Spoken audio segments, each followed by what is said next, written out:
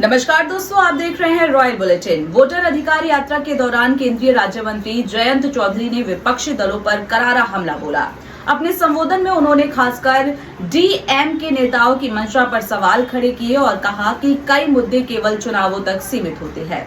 जयंत चौधरी ने कहा कि चुनाव के दौरान कई बातें कृत्रिम रूप से सामने आने लगी है, लेकिन जैसे ही परिणाम आते हैं सबकी असली नीयत खुलकर सामने आ जाती है। मेरा प्रश्न डीएम के नेताओं से है कि क्या वे देश को बांटना चाहते हैं?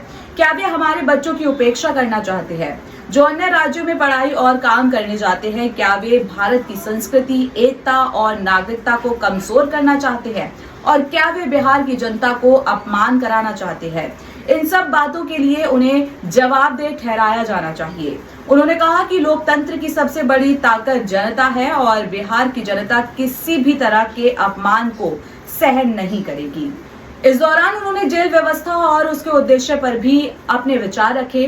जयंत चौधरी ने कहा कि जेल का मकसद केवल अपराधियों को उम्र भर बंद रखना नहीं है, बल्कि उनका पुनर्वास भी उतना ही जरूरी है। उन्होंने कहा कि जेल का असली उद्देश्य ये नहीं है कि यदि कोई व्यक्ति हमेशा के लिए कैद रहे।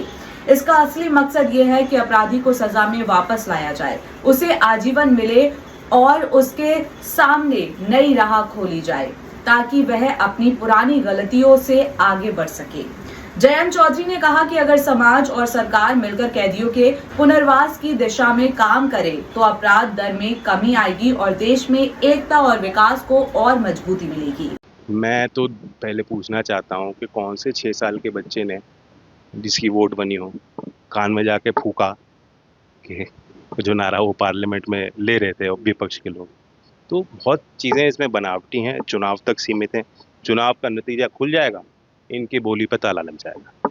और सवाल ये है कि डीएम के नेताओं से मैं कहना चाहता हूँ, क्या वो देश का बंटवारा करना चाहते हैं?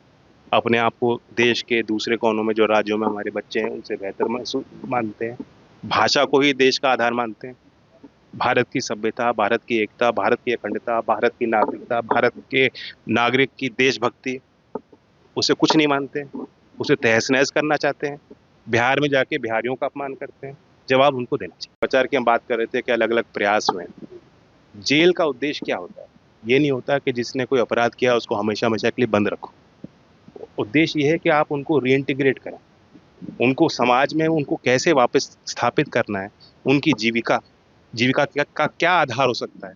जो पुराना काम वो करते थे उससे अलग हट के उनको नए रास्ते दिखाने हैं, उनके अंदर एक शांति उत्पन्न करनी है। तो एक बड़ा काम हुआ है कि चंडीगढ़ का मॉडल जेल मैंने देखा, वहाँ भी एक ITI को एफिलिएशन हुआ है। आने वाले दिनों में उसका उद्घाटन होगा और उसमें आधुनिक ट्रेड्स का भी प्रशिक्षण होगा।